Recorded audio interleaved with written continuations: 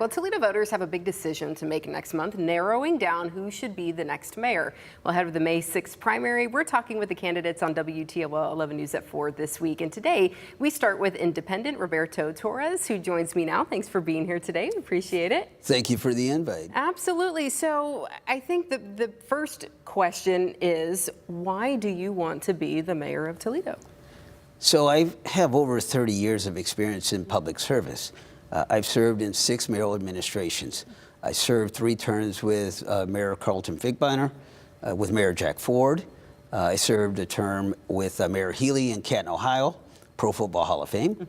And the last 6 years, I've been up in Detroit serving the administration of Mayor Duggan.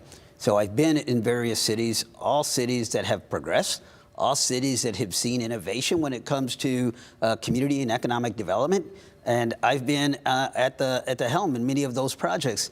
And so now I come back because I think Toledo deserves to have this new renaissance when it comes to the downtown and the neighborhoods. And so with that experience, I come here saying, I'm ready. Yeah, let's talk a little bit more about that experience in your resume, because you also have, you served in the military for a country too. I'm a Desert Storm veteran. Yeah, so how does, and thank you for your service, how does all of that help put you in the right position to lead a city? Well, I think that in order for one to actually be able to succeed, you have to have a sense of mission, and you have to have an end date for that to be accomplished.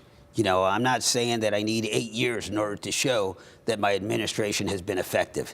And most of, I mentioned the administrations that I've been in, those are all 4-year stints. So it's proven, it's tested, and then the work is then recognized by another administration, and they say, why not come here to our city? And so I think what you get with somebody who is a Marine veteran, a Desert Storm veteran, is you get somebody who is mission-oriented and then also has accomplishments to follow with that, and to do it with discipline.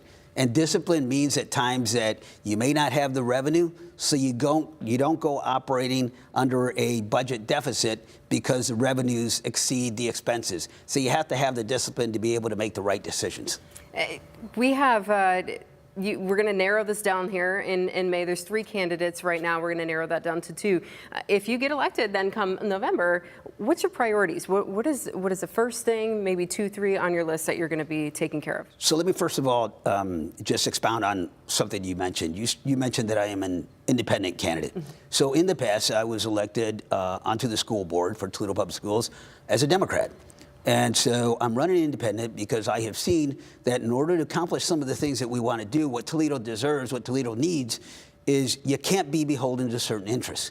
And some of the challenges of Toledo is that there are certain interests that really kind of like dictate who can or cannot receive the benefits of the work of our city.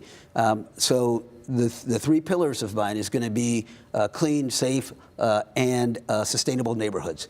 So that means that we have to have neighborhoods that people are proud to live in. We need to get rid of slum and blight. When you have slum and blight, when you have infrastructure that isn't attended to, when you have cave-ins, when you have sidewalks that are not improved, when you have those elements, then people think that the city doesn't care about that neighborhood. And so we need to do that. When you have a downtown that has vacant and abandoned buildings, it tells folks that we don't have a priority in the downtown. When administrations file lawsuits against investors who are trying to bring housing back into the downtown, it sends the messages to investors. We are a welcoming city as Toledo, but we need to be able to act it. And so that's one of the areas. The other is job creation. So I mentioned I have a track record of creating jobs wherever I've been at. And many of that has been utilizing international investment. I put in $1.8 billion in new investment in the city of Canton during the time that we had an economic recession, 2008, 2011. A lot of that work was done through international investment. And it's international investment that creates jobs. In that case, it created jobs for Cantonians. I'd like to be able to bring investment to Toledo to grow Toledo.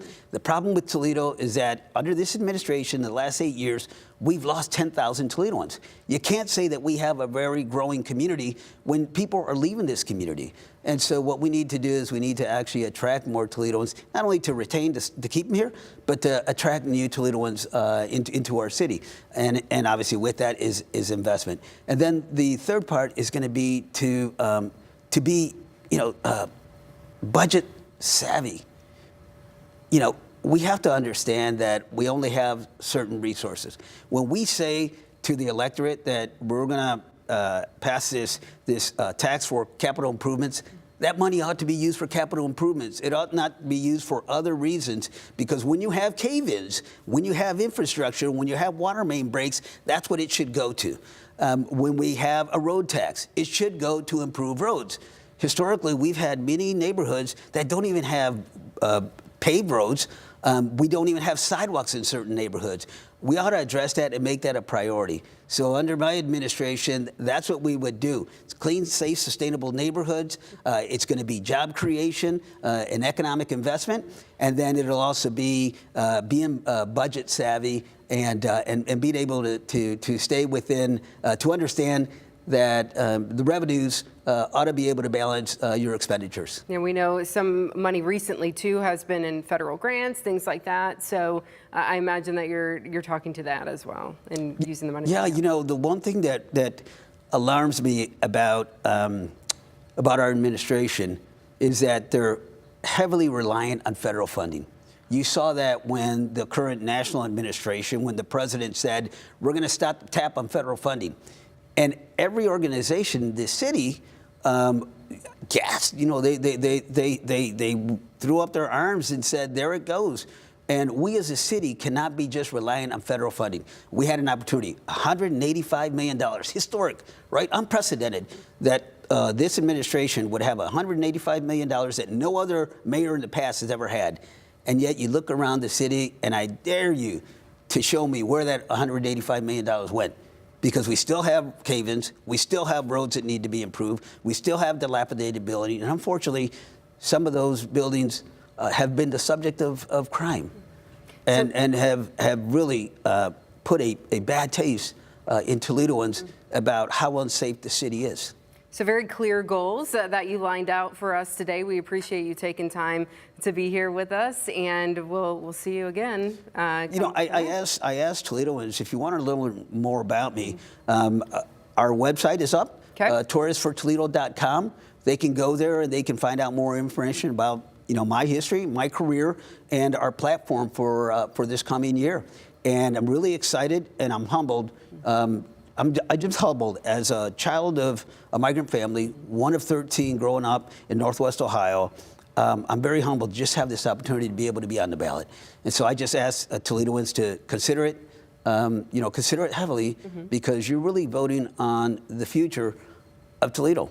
And important decisions. Yeah. Not a bad decision to put it in the hands of a Desert Storm Marine veteran. Thank you very much for your time today. We appreciate it. Yep.